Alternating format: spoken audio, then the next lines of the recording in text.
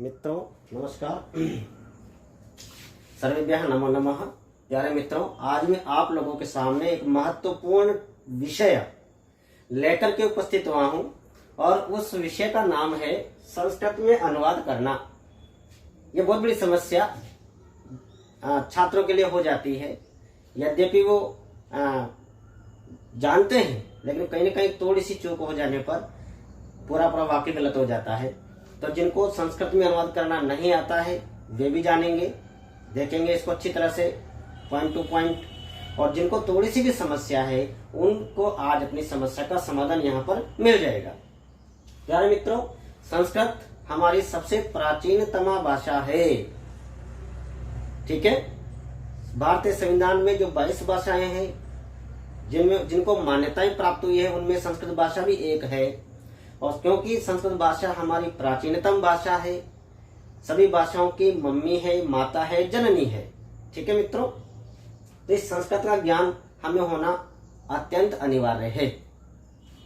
संस्कृत में अनुवाद कैसे करेंगे, इसको जानने से पहले आपको इसमें क्या क्या आपको याद होना चाहिए। तो संस्कृत के अनुवाद करने के लिए वचन, लिंग, पुरुष, क्रिया, कर्ता, इन सब का ज्ञान, थोड़ा सा ज्ञान आप लोगों को होना चाहिए। सबसे पहले हम वचन की तरफ चलेंगे। वचन हिंदी और अंग्रेजी भाषा में 2 वचन होते हैं, एक वचन और बहुवचन। ठीक है मित्रों, हिंदी में भी एक वचन होता है और बहुवचन होता है, अंग्रेजी में भी सिंगुलर और प्लुरल होता है। लेकिन हमारी संस्कृत भाषा में, इस हमारी माता में, ये हमारी माता है, इस माता में, इस संस्कृत भाषा में वचन 3 प्रकार के होते हैं मित्रों। वचन 3 प्रकार के, पहला, दूसरा और तीसरा। पहला है एक वचनम। लेकिन मित्रों, वचन के भेदों को जानने से पहले आपको वचन को जानना होगा। वचन का शाब्दिक अर्थ होता क्या है। एक शब्द में अगर कहें तो वचन का मतलब संख्या का ज्ञान होना वचन कहलाता है। जिस पदार्थ, जिस वस्तु से उसकी संख्या का ज्ञान हो तो उसे वचन कहा जाएगा। मैंने अभी आपको मार्कर दिखाया मित्रों, इस मार्कर अपने आप में एक दिखा रहा है। ठीक है, ये मार्कर, ये पदार्थ, ये वस्तु कितने दिखा रहा है अपने आप को? एक। तो इससे एक वचन का हम लोगों को ज्ञान हो रहा है। जिस पदार्थ, जिस वस्तु से संख्या का ज्ञान हो उसे वचन कहेंगे। अब इस पदार्थ को, इस वस्तु को देखकर आपको कितनी संख्याओं का ज्ञान हो रहा है? एक संख्या, क्योंकि ये तो एक ही है। ठीक है, तो ये कौन सा वचन कहलाएगा ये हम पढ़ेंगे भी आगे। तो वचन के परिभाषा क्या रहेगी? जिस पदार्थ, जिस वस्तु से संख्या का ज्ञान होता है उसे वचन कहते हैं। वचन कितने प्रकार के? 3 प्रकार के, एक वचनम, द्विवचनम, बहुवचनम। एक वचनम किसे कहेंगे? जिससे एक संख्या का ज्ञान हो, जिससे एक संख्या का ज्ञान, एक संख्या का ज्ञान अगर होता है, जिस पदार्थ या जिस वस्तु से देखकर एक संख्या का ज्ञान हो उसे एक वचन कहा जाता है। यहाँ पर आपको मार्कर को देख करके एक का ज्ञान हुआ है, अतः इसकी एक वचन संज्ञा होगी, इसे एक वचन कहा जाएगा। ये बोर्ड है, अभी आपके सामने एक बोर्ड है। ये कितने बोर्ड नजर आ रहे हैं आपको? एक। तो इसको एक वचन कहा जाएगा। मैं आपके सामने खड़ा हूं, मैं शिक्षक हूं, मैं कितना हूं आपके सामने खड़ा हुआ, कितना दिख रहा हूं? एक। तो ये एक वचन संज्ञा होगी। एक, जिससे एक ही वस्तु का ज्ञान हो, क्षमा करें, एक ही संख्या का ज्ञान हो उसे एक वचन कहा जाएगा। मैं यहाँ पर कुछ उदाहरण लिखे हैं मित्रों। सूर्य, चंद्र, पृथ्वी, बालक, सीता। आपने सुना होगा या देखा होगा, कितने सूर्य हैं? एक, 2 या 3 या 4 नहीं है। इसलिए मैंने यहाँ पर प्रसिद्ध उदाहरण लिए मित्रों, सूर्य, चंद्र, पृथ्वी, क्योंकि इनकी एक वचन संज्ञा होती है, इनकी ये एक वचन कहलाते हैं। सूर्य हमेशा एक ही है, इसलिए उसे एक वचन कहा जाएगा। पृथ्वी भी एक है, 2-4 पृथ्वियां नहीं है यहाँ पर, तो पृथ्वी भी एक कहलाएगी। चंद्रमा कितने हैं? मेरा नजर में तो एक है। अब आपकी नजर में कितने हो सकते हैं? 2-4 तो नहीं हो सकते, आपकी नजर में भी एक ही रहेगा, इसलिए चंद्रमा की भी एक वचन संज्ञा होगी। ठीक है मित्रों, जो पदार्थ, जो वस्तु दिख जाए वो अपने आप में दिखाए कि V R 1, V R 2, V R 3। ठीक है, कि हम एक है, 2 या 3 है। तो मैं अपने आप को एक दिखा रहा हूं, अभी आपके सामने एक हो तो एक वचन, इसकी एक वचन संज्ञा होगी। ठीक है मित्रों, तो सूर्य एक है, इसलिए सूर्य को एक वचन कहा जाएगा। चंद्र एक वचन, पृथ्वी एक वचन, बालक एक बालक, एक वस्तु एक वचन। सीता, कितनी सीता थी, हमने एक सीता के बारे में पढ़ा है, ठीक है, प्राचीन कथाओं में। तो सीता एक वचन कहलाएगी। एक जिससे एक का ज्ञान हो। आपके नाक कितनी है, मेरे तो एक है, तो ये नाक एक वचन कहलाएगी, ठीक है मित्रों। द्विवचन जिसमें दो संख्याओं का ज्ञान होता है, जिस पदार्थ या जिस वस्तु को देखकर में दो संख्याओं का भान हो जाए, भान का मतलब ज्ञान हो जाए, उसे द्विवचन कहा जाएगा। आपके कितने हाथ हैं, दो हाथ कहते हैं, आपके दोनों हाथ। आपके ज्ञान में जो हम हाथ कहेंगे तो आपके मस्तिष्क में दो संख्याओं की तरफ नजर जाएगी। आपको किसी के 3 हाथ या किसी के 3 पैर या किसी के 3 आंखें या 3 कान नहीं होते हैं, ठीक है मित्रों। भगवान शिव शंकर को होते 3 नेत्र। तो लेकिन नेत्र जो है पर्टिकुलर विशेष रूप से 2 के लिए प्रसिद्ध है। तो यहाँ पर हस्तों 2 हाथ, पादों 2 पैर, नेत्रे 2 आंखें, कर्णों 2 कान, बालकों 2 बालक, 2 वस्तुएं दिखाई दे, ठीक है मित्रों। अभी ये द्विवचन, ये एक वचन है, ये अपने आप में 2 दिख रहे हैं, द्विवचन है, ठीक है मित्रों। ये एक वचन और ये द्विवचन, 2 संख्याओं का ज्ञान होता है। बहुवचन अनेक संख्याओं का ज्ञान, मोर देन 2, 2 से अधिक संख्याओं का कोई ज्ञान कराए तो उसे बहुवचन कहा जाएगा। तारे अपने आप में बहुत सारे दिखते हैं, ठीक है मित्रों। बाल, हमारे सिर पर इतने सारे बाल होते हैं, तो इनके बहुवचन संज्ञा होती है, बहुवचन होते हैं, ठीक है। तो तारे, केशाह, दंत दांत, छात्र, बालाह, बहुत सारे बच्चे, जो बहुत सारा समूह जो दिखाए, अनेक संख्याओं का ज्ञान कराए, ठीक है मित्रों। तो समझ में आ गया। संख्या जिस पदार्थ या वस्तु से संख्या का ज्ञान हो उसे वचन कहेंगे। एक शब्द में संख्या, एक संख्या का ज्ञान होगा तो एक वचन, 2 संख्या का ज्ञान होगा तो द्विवचन, बहुत सारी संख्याओं का ज्ञान होगा तो बहुवचन कहलाता है। हिंदी में एक वचन और बहुवचन ही होता है, अंग्रेजी में भी सिंगुलर और प्लूरल, एक वचन और बहुवचन ही होता है। संस्कृत की माता की हमारी ये विशेषता है कि हमें यहाँ पर द्विवचन देखने को मिला है। संस्कृत में द्विवचन होता है 2 संख्याओं का ज्ञान कराने के लिए, ठीक है मित्रों। तो वचन से संबंधित आपको कोई समस्या अभी नहीं होना चाहिए। लिंग मित्रों, लिंग का मतलब होता है जाति। जिस पदार्थ जिस वस्तु से किसी जाति का ज्ञान हो, जाति कौन सी, माली कुमार इस तरह से नहीं है, पुरुषत्व की जाति और स्त्रीत्व की जाति, ठीक है मित्रों। तो जिससे पुरुष जाति का ज्ञान हो, लिंग, उसे कौन सा लिंग कहेंगे, तो ये पुल्लिंग कहेंगे। स्त्री जाति का ज्ञान हो तो उसे स्त्रीलिंग कहेंगे। न तो पुरुष जाति का ज्ञान न स्त्री जाति का ज्ञान तो उसे नपुंसकलिंग कहेंगे। प्यारे मित्रों, मैं फिर बता देता हूं कि हिंदी और अंग्रेजी में केवल 2 ही लिंग है। हिंदी में पुल्लिंग और स्त्रीलिंग, अंग्रेजी में मेल और फीमेल, ठीक है ना। तो लेकिन संस्कृत में 3 लिंग है, पुल्लिंग भी है, स्त्रीलिंग भी है, नपुंसकलिंग भी है। जिस पदार्थ या जिस वस्तु से पुरुष जाति का ज्ञान हो उसे पुल्लिंग कहेंगे। जिस पदार्थ जिस वस्तु से स्त्री जाति का ज्ञान उसे स्त्रीलिंग कहेंगे। जिस पदार्थ जिस पुरुष से न तो पुरुष जाति का ज्ञान न स्त्री जाति का ज्ञान तो उसे क्या कहेंगे, नपुंसकलिंग कहेंगे, ठीक है। सिंह, छात्र, काका, आसंदा, बालह, ठीक है। ये पुल्लिंग जाति के उदाहरण लिखे हमने, पुरुष जाति के उदाहरण लिखे हैं, पुल्लिंग के उदाहरण लिखे हैं। सुनिए मित्रों, संस्कृत में किसी भी चीज को सजीव या निर्जीव देख करके उसके लिंग का निर्धारण नहीं किया जाता है। एक बार फिर समझ लीजिए, संस्कृत में किसी भी चीज को देखकर उसकी सजीवता या निर्जीवता को देख करके भाई इस चीज सजीव है और एक चीज निर्जीव है तो सजीव को पुल्लिंग में ले लेंगे और निर्जीव को स्त्रीलिंग में या पुल्लिंग में बांट देंगे, ऐसा नहीं देखा जाता है। क्या होता है, संस्कृत में शब्द के आधार पर लिंग का निर्धारण किया जाता है। समझ में आया। कुर्सी हिंदी में स्त्रीलिंग है लेकिन संस्कृत में पुल्लिंग है। क्यों, इसका रूप शब्द है आसंद, ठीक है मित्रों। तो पुल्लिंग जिससे पुरुष जाति का ज्ञान हो, संस्कृत में लिंग का निर्धारण किसके आधार पर, शब्द के आधार पर। समझ में आ गया। पुल्लिंग पुरुष जाति का ज्ञान हो, सिंह, छात्र, काकः, आसंदः, कुर्सी, बालः बच्चा। स्त्रीलिंग स्त्री जाति का ज्ञान हो, बालिका, पेटिका बॉक्स संदूक, डोला झूला, लता शिक्षिका।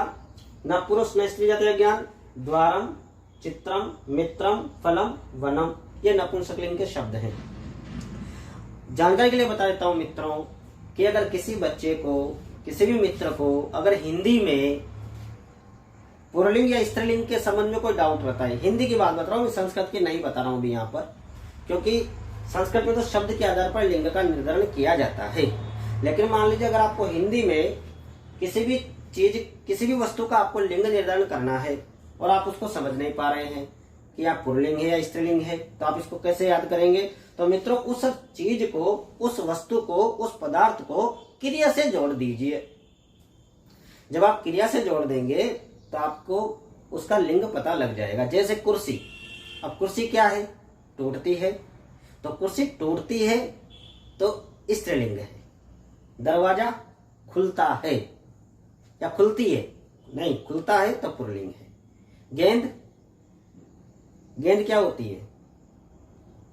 गेंद टूटती है तो स्त्रीलिंग है। ठीक है मित्रों। चौक टूटता है, पुल्लिंग है। फल गिरता है, पुल्लिंग है। ठीक है। पेड़ टूटता है, पुल्लिंग है। नाक कटती है, स्त्रीलिंग है। समझ में आया मित्रों? तो ये उस क्रिया से जोड़ दीजिए। जिस शब्द को आपको लिंग का पता करना उसको क्रिया से जोड़ दिए। हिंदी के लिए बताया है, संस्कृत के लिए नहीं है। संस्कृत में आपको शब्द का ज्ञान होना अनिवार्य है। तो पुल्लिंग, वचन और लिंग के बारे में हम लोग पढ़ चुके हैं। अब हम चलते हैं पुरुष। पुरुष का मतलब कर्ता और क्रिया। पुरुष का मतलब करने वाला। ये 3 प्रकार के होते हैं मित्रों। इसमें भी 3 प्रकार के पुरुष होते हैं, प्रथम पुरुष, मध्यम पुरुष और उत्तम पुरुष। प्रथम पुरुष किसे कहेंगे, मध्यम पुरुष किसे कहेंगे, उत्तम पुरुष किसे कहेंगे, इसको जानना बेहद जरूरी है। पुरुष में करने वाला प्रथम पुरुष है।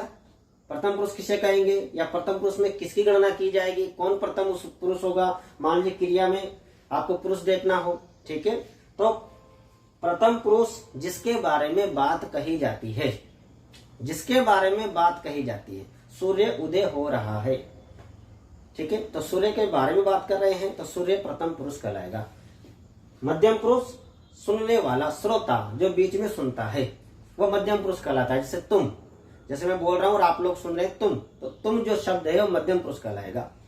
उत्तम पुरुष होता है वक्ता, कहने वाला उत्तम पुरुष। मैं कह रहा हूं मैं, तो मैं प्रथम पुरुष कहलाएगा। मित्रों इसको याद करने के लिए जब मैं उच्च प्राथमिक या माध्यमिक कक्षाओं में जब मैं पढ़ता था तब मुझे किसी कवि की पंक्तियां जो कि हमारे गुरुजी के द्वारा मुझे बताई गई थी, उन कवि, आदरणीय कवि का नाम तो मुझे याद नहीं है, लेकिन उनकी मैं वो कविता आपको यहाँ पर प्रथम पुरुष और मध्यम पुरुष और उत्तम पुरुष को याद करने के लिए मैं सुना रहा हूँ। आदरणीय उन कविवर श्रेष्ठ का मुझे नाम याद नहीं, मैं क्षमा चाहूंगा। प्रथम पुरुष, मध्यम पुरुष और उत्तम पुरुष। प्रथम, मध्यम, उत्तम, उन्होंने कैसे परिभाषा निकाली देखिए कि उत्तम कहता, कहने वाला उत्तम पुरुष है। मध्यम सुनता, सुनने वाला कौन सा पुरुष? मध्यम पुरुष। और अन्य की होती बात, और अन्य की होती बात मतलब प्रथम के बारे में, ठीक है। मैं कहता, तुम आओ मोहन, मैं कहता, मैं कहने वाला हूं, मतलब मैं उत्तम पुरुष हुआ। तुम आओ मोहन, तुम, मोहन तुम, तो तुम मध्यम पुरुष हुआ। कैसा सुंदर हुआ प्रभात, देखो कितना सुंदर सवेरा हुआ है, तो उसके बारे में बात कही गई है मित्रों, तो ये अन्य पुरुष। आपकी जानकारी के लिए बता देता हूं कि हिंदी, अंग्रेजी और संस्कृत तीनों भाषाओं में 3-3 पर्सन होते हैं, 3-3 पुरुष होते हैं। तीनों पुरुष सेम होते हैं, समान होते हैं। हिंदी में इसको अन्य पुरुष के नाम से जाना जाता है, ना कि प्रथम पुरुष के नाम से, ठीक है। प्रथम पुरुष भी होता है लेकिन अन्य पुरुष के नाम से भी जाना जाता है, यह ध्यान रखने योग्य बात है। तो उत्तम कहता, मध्यम सुनता और अन्य की होती बात, मैं कहता तुम आओ मोहन, कैसा सुंदर हुआ प्रभात। ये आदरणीय कवि की पंक्तियां हैं जो मैंने आपको बताई है। तो प्रथम पुरुष किसे कहेंगे? जिसके बारे में बात कही जाती है, ठीक है। मध्यम पुरुष किसे कहेंगे? जो बात को सुनता है। उत्तम पुरुष किसे कहेंगे? जो बात को कहने वाला है, ठीक है। तो पुरुष कितने प्रकार के? 3 प्रकार के, प्रथम, मध्यम और उत्तम पुरुष। ये आपको ध्यान देने योग्य बात है। वचन कितने? 3 वचन, एक वचन, द्विवचन, बहुवचन। लिंग कितने? 3 लिंग, पुल्लिंग, स्त्रीलिंग, नपुंसकलिंग। पुरुष कितने हैं? 3, प्रथम पुरुष, मध्यम पुरुष, उत्तम पुरुष। ये 3 प्रकार के पुरुष होते हैं। अब आइए हम पुरुष के बारे में जानते हैं कि कौन कौन सा पुरुष कौन कौन सा शब्द किस किस पुरुष में आएगा, कौन कौन से प्रथम पुरुष कहलाते हैं, कौन कौन से मध्यम पुरुष है, कौन कौन से उत्तम पुरुष हैं। आइए अब हम इनके बारे में जानते हैं। देखिए मित्रों, प्रथम पुरुष में किन किन की किस किस की गणना होगी, या प्रथम पुरुष कर्ता किस किस को मानेंगे। तो प्यारे मित्रों, प्रथम पुरुष में सभी प्रकार की संज्ञाएं और सभी प्रकार के सर्वनाम, केवल युष्मद और अस्मद को छोड़ करके जितने भी सर्वनाम है उन सभी सर्वनामों की गणना उन सभी सर्वनामों को प्रथम पुरुष में गिना जाएगा। केवल अस्मद और युष्मद को छोड़कर उसकी चर्चा हम आगे करेंगे। और सभी प्रकार की संज्ञाएं, ठीक है। तो कौन कौन से सर्वनाम जो हमारे व्यवहारिक जीवन में काम आते हैं, उनमें यहाँ पर सर्वनामों को यहाँ पर मैं लिख रहा हूँ और समझने की कोशिश की है। प्रथम पुरुष में तत् शब्द, तत् का मतलब वह, हिंदी में यह वह के लिए कुछ शब्दों का प्रयोग किया जाता, क्षमा करें, संस्कृत में किया जाता है। तत् शब्द पुल्लिंग में, स्त्रीलिंग में और नपुंसकलिंग में उस तत् शब्द को अलग अलग बोला जाएगा। पुल्लिंग में बोलेंगे सह, सह बालकः, सह शिक्षकः, सह नायकः, ठीक है, वह बालक है। एक वचन का मतलब एक की विवक्षा, एक वचन। द्विवचन का मतलब दो, और बहुवचन का मतलब बहुत सारे, ये हम अभी पढ़ चुके हैं। तौ वे दोनों, तौ बालकौ, तौ शिक्षकौ, है ना। ते वे सभी, ते बालकाः, ते छात्राः। स्त्रीलिंग में ये पुल्लिंग के लिए कोई पुल्लिंग है और सामने है तो उसके लिए दूर है तो उसके लिए सह तौ ते प्रयोग किया जाएगा। एक वचन के लिए स, द्विवचन के लिए तौ, बहुवचन के लिए ते। स्त्रीलिंग में बालिका खड़ी है, मान सा बालिका, सा बालिका, सा शिक्षिका, सा गीता। ते दो के लिए ते बालिके, ते शिक्षिके, ताः छात्राः, ताः बालिकाः, ठीक है मित्रों। स्त्रीलिंग के लिए ताहा का प्रयोग किया जाएगा, पुल्लिंग के लिए ते बालकाः, स्त्रीलिंग के लिए ताः बालिकाः, ठीक है। नपुंसकलिंग तत् फलम, ते फले, तानि फलानि, ठीक है मित्रों। तत् ते तानि। ये होता है दूर के लिए तत् शब्द का प्रयोग किया जाता है। पास के लिए एतत् और इदम्, इन दो शब्दों का प्रयोग किया जाता है। इनका भी आपको ज्ञान होना चाहिए। एषः बालकः, यह बालक है। एषः, एतौ बालकौ, ये दोनों बालक हैं। एते बालकाः, ये तीनों या ये बहुत सारे बालक हैं। ऐसा बालिका, ऐसा लेखनी, ऐसा मार्जनी, ठीक है मित्रों। ऐसा मार्जनी, ऐसा नासिका, एक नाक है, ऐसा नासिका, यह नाक है। एते बालिके, है ना। एते लेखन्यौ, ठीक है मित्रों। एताः लेखन्यः, एताः बालिकाः। एतत् नपुंसकलिंग, ये स्त्रीलिंग के लिए, बालिका स्त्रीलिंग के लिए, और ये नपुंसकलिंग के लिए। एतत् फलम, ठीक है मित्रों। एतत् वस्त्रम, एतत् वस्त्रम, एते वस्त्रे, एते फले, एतानि फलानि। ऐसे मित्रों इनका हिंदी अर्थ मैंने पीछे लिखा, इसको आप अच्छे से ध्यान से याद कर लेंगे। इदम शब्द का प्रयोग भी यह के लिए किया जाता है, पास के लिए। अयम बालकः, इमौ बालकौ, इमे बालकाः, इयं बालिका, इमे बालिके, इमाः बालिकाः। इदं फलम्, इमे फले, इमानि फलानि। इदं पुस्तकम्, इमे पुस्तके, इमानि पुस्तकानि। ये मित्रों प्रथम पुरुष के कुछ कर्ता हैं। एक और कर्ता है प्रथम पुरुष के, आइए उसके बारे में हम जानते हैं मित्रों।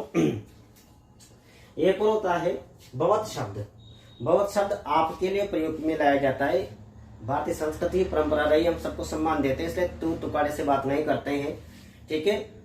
लेकिन तो हम उनको सम्मान देने के लिए आप शब्द का प्रयोग कर सकते हैं। तो आप शब्द के लिए हमारे संस्कृत में उसको प्रथम पुरुष में गिना जाता है। भवत् शब्द, बहुत पुल्लिंग में भी, स्त्रीलिंग में भी, नपुंसकलिंग में भी अलग अलग है। भवान बालकः, भवान शिक्षकः, भवान मोहनः, आप मोहन है, ठीक है।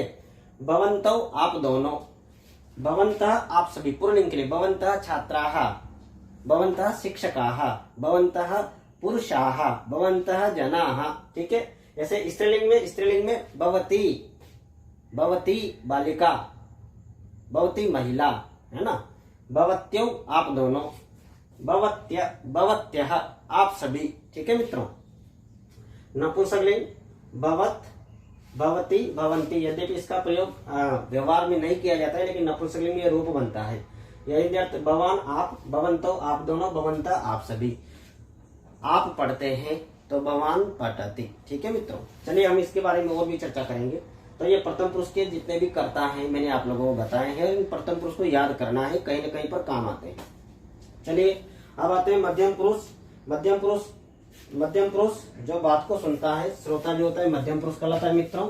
और इस मध्यम पुरुष में केवल और केवल युष्मद की गणना की जाती है। जो पुल्लिंग, स्त्रीलिंग, नपुंसकलिंग में त्वम, युवाम, यूयम, त्वम का मतलब तुम, युवाम का मतलब तुम दोनों, यूयम का मतलब तुम सब। अगर you both and you all जो इंग्लिश में यूज किया जाता है, यू वाई वो यू सेकंड पर्सन, तो यहाँ पर पुल्लिंग के लिए भी तुम प्रयोग किया जा सकता है, स्त्रीलिंग के लिए भी तुम, पुल्लिंग त्वम, स्त्रीलिंग में भी तुम और नपुंसकलिंग के लिए तुम। ठीक है मित्रों। त्वम, युवाम, यूयम ये मध्यम पुरुष के कर्ता है। केवल युष्मद शब्द केवल 3 ये मध्यम पुरुष के कर्ता है। अगला है उत्तम पुरुष, अस्मद। ठीक है। इसको इन सबका नाम जो है यहाँ युष्मद है, यहाँ अस्मद है। पुल्लिंग में अहम, स्त्रीलिंग में भी अहम और नपुंसकलिंग में अहम। लड़की भी बोल सकती है मैं और लड़का भी बोल सकता है मैं। ठीक है मित्रों। अहम मैं, आवाम हम दोनों और वयम हम सभी। ये केवल और केवल 3 उत्तम पुरुष के करता है, अहम, आवाम, वयम।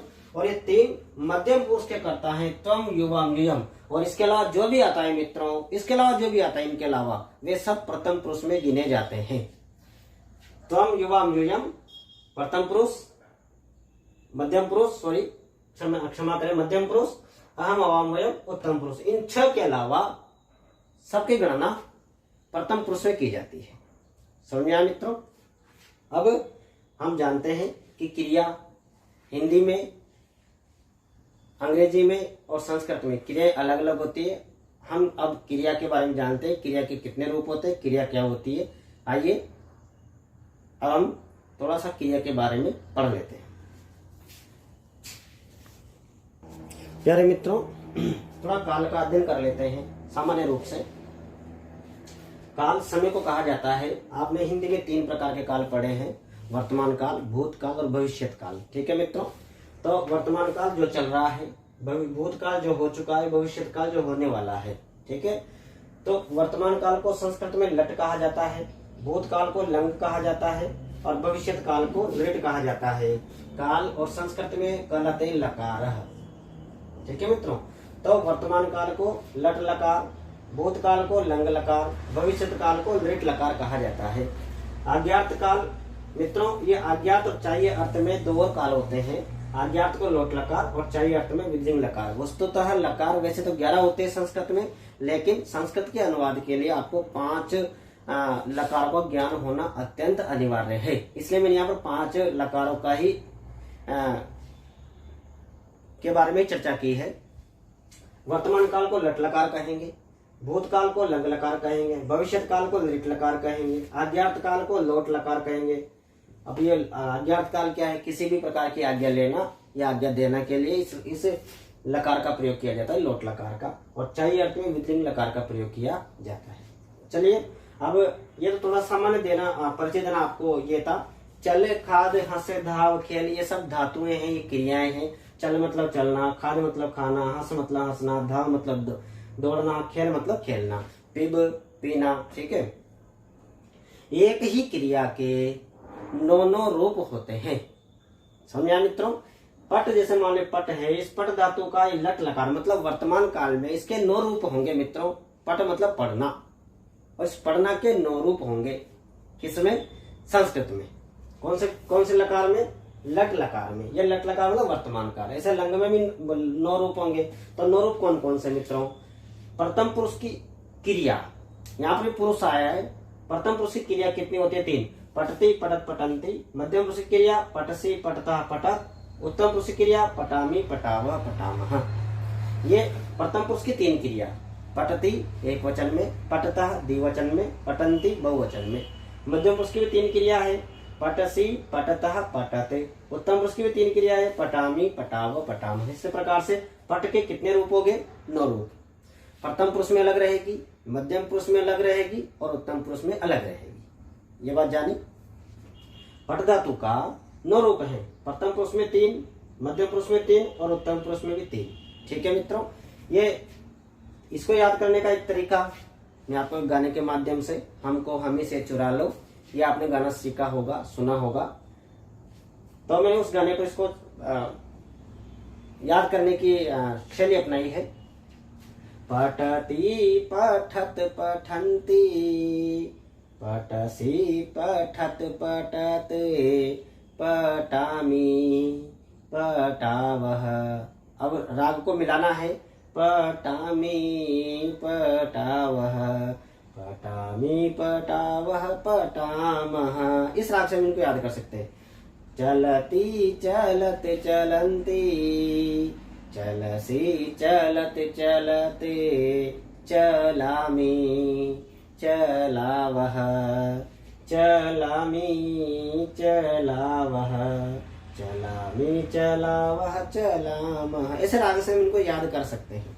ठीक है मित्रों, तो एक ही क्रिया के कितने रूप हो गए? 9 रूप। कौन कौन से? प्रथम पुरुष के 3 वचन, मध्यम पुरुष के भी 3 वचन और उत्तम पुरुष के भी 3 वचन। ठीक है मित्रों, अब आपको क्रिया के 9 रूपों का ज्ञान याद हो गया। आप वचन को जान चुके हैं, आप लिंग को जान चुके हैं। ठीक है, और आप पुरुष को जान चुके हैं। पुरुष कर्ता पुरुष भी होते हैं और क्रिया पुरुष भी होते हैं। कर्ता के भी 3 रूप, प्रथम पुरुष कर्ता, और क्रिया के भी 3 रूप, क्रिया के भी 3 ही रूप, प्रथम मध्यम उत्तम पुरुष, और इसमें 9 रूप यहाँ पर देखने को हमें मिले। अब आइए संस्कृत में अनुवाद करने के कुछ नियम मैं कुछ लिखता हूँ और उसके बाद हम संस्कृत में अनुवाद करेंगे। देखिए मित्रों, आज आपको संस्कृत में अनुवाद, इतना सारा पढ़ने के बाद संस्कृत में आप हमेशा अनुवाद करना कभी नहीं भूलेंगे। देखिए मित्रों, नियम कहता है, वस्तुतः नियम ये कहता है संस्कृत में अनुवाद करते वक्त वाच्य कहने का भी प्रयोग होता है मित्रों।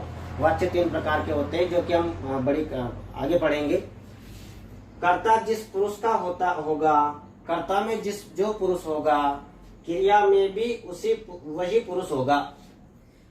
जिस पुरुष का कर्ता होता है उसी पुरुष की क्रिया होती है। ये ध्यान रखने योग्य बात है। कर्ता का पुरुष कैसे निर्धारण करेंगे मैंने बता दिया अभी आप लोगों को। वो किस पुरुष का है ये आपको ध्यान रखना है, और क्रिया भी उसी पुरुष की होगी।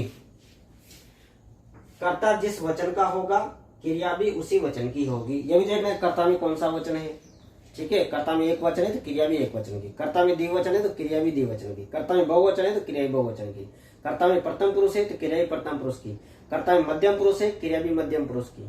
ठीक है, कर्ता में उत्तम पुरुष है तो क्रिया भी उत्तम पुरुष। देखिए यहाँ पर एक उदाहरण लिखा है मैंने, वह पढ़ता है। वह पढ़ता है या पढ़ती है, पहले तो ये बता दीजिए आप। यहाँ पर पढ़ता है इसका मतलब पुल्लिंग है, तो पुल्लिंग में वह को क्या कहा जाएगा? अभी हमने इससे पहले पढ़ा है वह, तो वह इसको बोलेंगे संस्कृत में सह। ठीक है मित्रों, सह है ना। अब इस सह की गणना कौन से पुरुष में होती है? पढ़ा था हमने सह तौते साते ता तत्ते तानी, प्रथम पुरुष में गणना होती है। तो ये प्रथम पुरुष का है, इसका मतलब प्रथम पुरुष की क्रिया आएगी। पठती पठता पठन्ति, इन तीनों क्रियाओं को यहाँ पर आना चाहिए। लेकिन दूसरा नियम करेगी नहीं, कर्ता में जो वचन होता है क्रिया में भी वही वचन होगा। अब कर्ता में कौन सा वचन है? एक वचन, तो यहाँ पर कौन से वचन की क्रिया आएगी? एक वचन। क्या हो जाएगा? सह पठति, वह पढ़ता है। ये बात समझ में आई? कर्ता में जो वचन होगा क्रिया में वही वचन होगा। कर्ता में जो पुरुष होगा क्रिया में वही पुरुष होगा। मैं खाता हूं, मैं खाता हूं, तो मैं को संस्कृत में क्या बोलेंगे? लिखा है हमने पहले, अहम। इस अहम की गणना कौन से पुरुष में होती है? उत्तम पुरुष में, है ना। अहम आवाम वयम उत्तम पुरुष में होती है। ठीक है, तो ये उत्तम पुरुष का कौन सा वचन है? एक वचन। तो ये उत्तम पुरुष है, इसकी एक वचन क्रिया कौन सी है? पठामि। क्या आ जाएगा? खाता हूं, खादामि, अहम खादामि। अगला है मित्रों, वे दोनों चलते हैं। यहाँ पर वे दोनों चलते हैं, तो क्या होगा? वे दोनों चलते हैं या चलती हैं। चलते हैं पुल्लिंग है तो सह तौ, क्या हो जाएगा मित्रों? तौ। चलते हैं, कर्ता जिस पुरुष का होता है तो सह तौ ते, ये सब गणना प्रथम पुरुष में होती है। तो ये प्रथम पुरुष, तो प्रथम पुरुष क्रिया आएगी सह, तौ, ते। कौन सा वचन है? द्विवचन, तो द्विवचन क्रिया जाएगी पठतः, नहीं तो यहाँ चल धातु है तो चलतः, तौ चलतः, ये वाला प्रथम पुरुष का द्विवचन। समझ आया मित्रों? कर्ता जिस पुरुष का होता है क्रिया भी उसी पुरुष की होती है। कर्ता जिस वचन का होता है क्रिया भी उसी वचन की होती है। तो मित्रों आपको ये समझना है कि कर्ता में कौन सा पुरुष है, क्रिया में कर्ता में कौन सा पुरुष है, कौन सा वचन है। अच्छा, अगर आपको ऐसे समझ में नहीं है तो मैं और समझा देता हूँ कि ये जो पटसी, पटतः, पटत, मतलब जो मध्यम पुरुष की जो तीनों क्रियाएं हैं और जो उत्तम पुरुष की तीनों क्रियाएं हैं, ये अपने हमारे पास 9 दुल्हने यहाँ पर है। ठीक है मित्रों, तो ये 9 दुल्हन है। इन 9 दुल्हनों में से मध्यम पुरुष के 3 दुल्हने हैं। ये 3 दुल्हनों के दूल्हे फिक्स है। कौन कौन से? त्वम, युवाम, यूयम।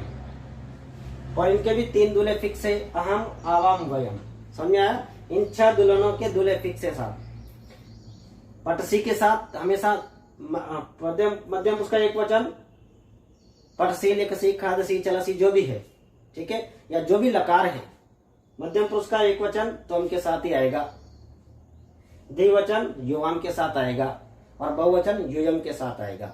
उस यूयम के साथ न पटंती होगा न पटामह होगा, ये ध्यान रखना है। ऐसे उत्तम पुरुष के साथ उत्तम पुरुष अहम, पटामी, चलामी, खादामी जो भी क्रिया है, पटावह जो भी क्रिया है आवाम के साथ होगा और पटामह वयम के साथ। उत्तम पुरुष का एक वचन पटामी, क्षमा करें अहम, उत्तम पुरुष का द्विवचन आवाम, उत्तम पुरुष का बहुवचन वयम के साथ। तो इनके ये दुल्हन फिक्स है। बाकी सब जो भी आए बस आपको देखना है एक वचन, द्विवचन, बहुवचन।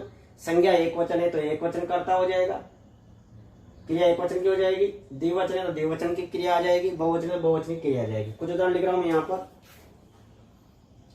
राम पढ़ता है। मित्रों यहाँ पर देखिए, राम कौन सा पुरुष है? संज्ञा है, प्रथम पुरुष। ठीक है, तो राम की प्रथमा विभक्ति होगी मित्रों रामः। अब ये प्रथम पुरुष का है, कौन सा वचन है? कितने राम? एक। तो प्रथम पुरुष एक वचन क्रिया क्या हो जाएगी? रामः पठति। समझ में आया? रामः पठति। यहाँ पर क्रिया कर्ता के अनुसार आई है। ठीक है, समझ में आया मित्रों? हम और कुछ पढ़ते हैं।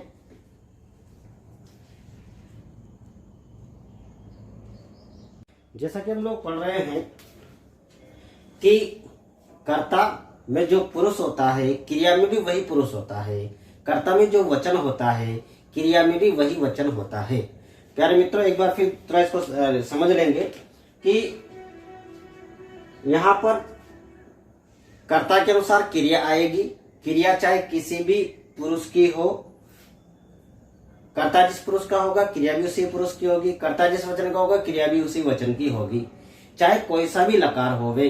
लकारों की चर्चा के बारे में हमने चर्चा की थी कि अभी हम लट लकार का उदाहरण के माध्यम से हम समझा रहे हैं। पठति, पठतः, पठन्ति, पठसि, पठतः, पठत, पठामि, पठावः, पठामः। यहाँ पर चाहे ये लट लकार है, चाहे लोट लकार होवे, चाहे विद्रिंग लकार होवे, चाहे लेट लकार होवे, चाहे कोई सा भी लकार होवे, हर तरह का लकार होवे, वहां पर प्रथम पुरुष, मध्यम पुरुष और उत्तम पुरुष जो हैं उन तीनों का ज्ञान आपको होना अत्यंत आवश्यक है। तो ये जो प्रथम पुरुष की गणना है, यह प्रथम पुरुष की जो क्रिया किसके साथ आएगी? संज्ञा के साथ। सबसे पहले संज्ञा के साथ ये ध्यान रखना है। संज्ञा अगर एक वचन है तो एक वचन प्रथम पुरुष एक वचन की क्रिया होगी। संज्ञा अगर द्विवचन है तो प्रथम पुरुष के द्विवचन की क्रिया आएगी। संज्ञा अगर बहुवचन है तो प्रथम पुरुष के बहुवचन की क्रिया आएगी। यहां पर संज्ञाएं अनेक प्रकार की, अकारांत पुल्लिंग, इकारांत पुल्लिंग, उकारांत पुल्लिंग, एकारांत पुल्लिंग, ऐसे आकारांत स्त्रीलिंग, एकारांत स्त्रीलिंग, उकारांत स्त्रीलिंग। तो कुछ यहाँ पर मैंने लिखा है ऋकारांत पुल्लिंग, ऋकारांत स्त्रीलिंग। ये अकारांत पुल्लिंग बालकः एक वचन में, बालकौ द्विवचन में, बालकाः, बालकः, बालकौ, बालकाः अकारांत पुल्लिंगे। ये आकारांत स्त्रीलिंगे लता, लते, लताः। एक वचन में लता, द्विवचन में लते, बहुवचन में लताः।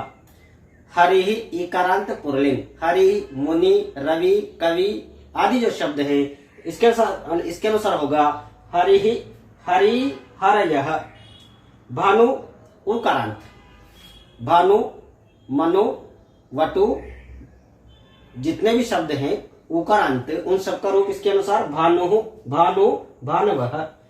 ईकारांत नदी नलिनी कामिनी राजधानी, जितने भी ईकारांत शब्द हैं, नदी नद्यो नद्यः, राजधानी राजधान्यो राजधान्यः, पिता पितरौ पितरः, पिता पितरौ पितरः,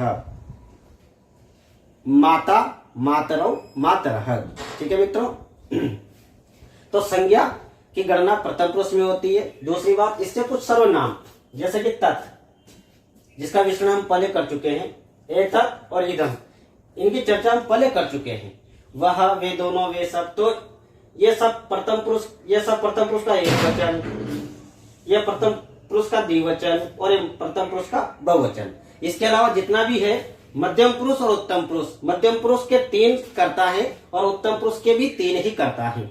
ये हम लोगों को ध्यान में रखना है। आइए, मध्यम पुरुष के 3 कर्ता जो है त्वम युवाम युयम, तो इसके साथ मध्यम पुरुष की क्रिया फिक्स निर्धारित है। उत्तम पुरुष के 3 कर्ता है अहम आवाम वयम, इस उत्तम पुरुष के कर्ता के साथ ये उत्तम पुरुष की 3 क्रियाएं निर्धारित है। यह हमें ध्यान रखना है। ये 6 दूल्हे और ये 6 दुल्हन है, इनका फिक्स है, निर्धारित है। त्वम के साथ पटसी, पटिष्यसि, अपटः, पट, पटेह, किसी भी लकार का होवे। ठीक है मित्रों, युवाम के साथ द्विवचन, व्युयम के साथ बहुवचन। जैसे आम के साथ उत्तम पुरुष का एक वचन पटामी, पटिष्यामी, अपटम, पटेयम, किसी भी लकार का रूप होवे। आवाम के साथ पटावह, वयम के साथ पटामह। इस प्रकार से इसका रूप होता है, ऐसे होता है मित्रों। आइए हम कुछ उदाहरणों के बारे में चर्चा करते हैं। देखिए मित्रों, कुछ उदाहरण मैंने यहाँ पर अभ्यास के लिए लिखे हैं। वे दोनों पढ़ते हैं, वे दोनों पढ़ते हैं, वे दोनों तत् शब्द है वे दोनों के लिए पुल्लिंग में, क्योंकि पढ़ती है नहीं है, पढ़ते हैं, तो पुल्लिंग में इसका प्रयोग किया जाएगा। तो वे दोनों क्या बोलेंगे मित्रों संस्कृत में? तौ, तौ, वे दोनों। अब ये द्विवचन है, ये प्रथम, ये द्विवचन का करता है, तो द्विवचन की क्रिया जाएगी पठति पठतः, तो हो जाएगा मित्रों तौ पठतः। पढ़ने को क्या बोलते हैं संस्कृत में? पठ धातु होती है पढ़ने के अर्थ में, पठतः। ऐसे बालक खेलते हैं, बालक खेलते हैं, बहुत सारे बालक है, तो एक वचन में बालकः, द्विवचन में बालकौ, बहुवचन में क्या होगा मित्रों? बालकाः। क्या है मित्रों? बालकाः संज्ञा है, प्रथम विभक्ति का बहुवचन है ये। इसके साथ क्रिया क्या हो जाएगी? ये संज्ञा की गणना प्रथम पुरुष में, तो प्रथम पुरुष का बहुवचन क्या हो जाएगा? खेलन्ति, खेलति, खेलतः, खेलन्ति। ठीक है मित्रों, इसके बाद हम सभी दौड़ते हैं, हम सभी, तो हम सभी को संस्कृत में क्या बोलेंगे? वयम। ठीक है, अहम मतलब मैं, आवाम मतलब हम दोनों, वयम हम सभी। तो वयम की गणना उत्तम पुरुष, हम सभी दौड़ते हैं, हम सभी कहने वाले हमें वक्ता है, तो उत्तम पुरुष, हम सभी बहुवचन है, तो उत्तम पुरुष के बहुवचनी क्रिया क्या होगी? दौड़ने को संस्कृत बोलते हैं धाव धातु धावामः, हम सभी दौड़ते हैं। ठीक है मित्रों, मोहन खाता है, मोहन एक वचन संज्ञा है, तो मोहनः। खाने को संस्कृत में क्या बोलते हैं? खादति। क्यों आया खादति? क्योंकि मोहन संज्ञा है और एक वचन का करता है, तो एक संज्ञा के साथ हमेशा एक वचन की प्रथम पुरुष एक वचन की क्रिया आती है, संज्ञा एक वचन के साथ। यह हंसता है, तो यह, एषः, यह हंसता है, या तो एषः का प्रयोग कर लीजिए, अयम का प्रयोग कर लीजिए। एषः हंसति। तुम खाती हो, तुमको संस्कृत में क्या बोलेंगे? तुम, सुनने वाली है, मध्यम पुरुष का एक वचन, तुम की गणना मध्यम पुरुष में की जाती है, तो इसका मध्यम पुरुष का एक वचन करता है, तो क्रिया भी क्या हो जाएगी? खादसी। ठीक है मित्रों, ध्यान क्या रखना है? कर्ता जिस पुरुष का होता है, क्रिया भी उसी पुरुष की होती है। कर्ता जिस वचन का होता है, क्रिया भी उसी वचन की होती है। मध्यम पुरुष की क्रिया 3 और उत्तम पुरुष की क्रिया 3, इन तीनों के सब्जेक्ट कर्ता निश्चित है, त्वम युवाम यूयम ये मध्यम पुरुष के कर्ता है। अहम आवाम वयम ये उत्तम पुरुष के कर्ता है। इसके अलावा जितने भी बचे सब वो सब प्रथम पुरुष में उन सब की गणना होती है। हम इतना ही पढ़ेंगे।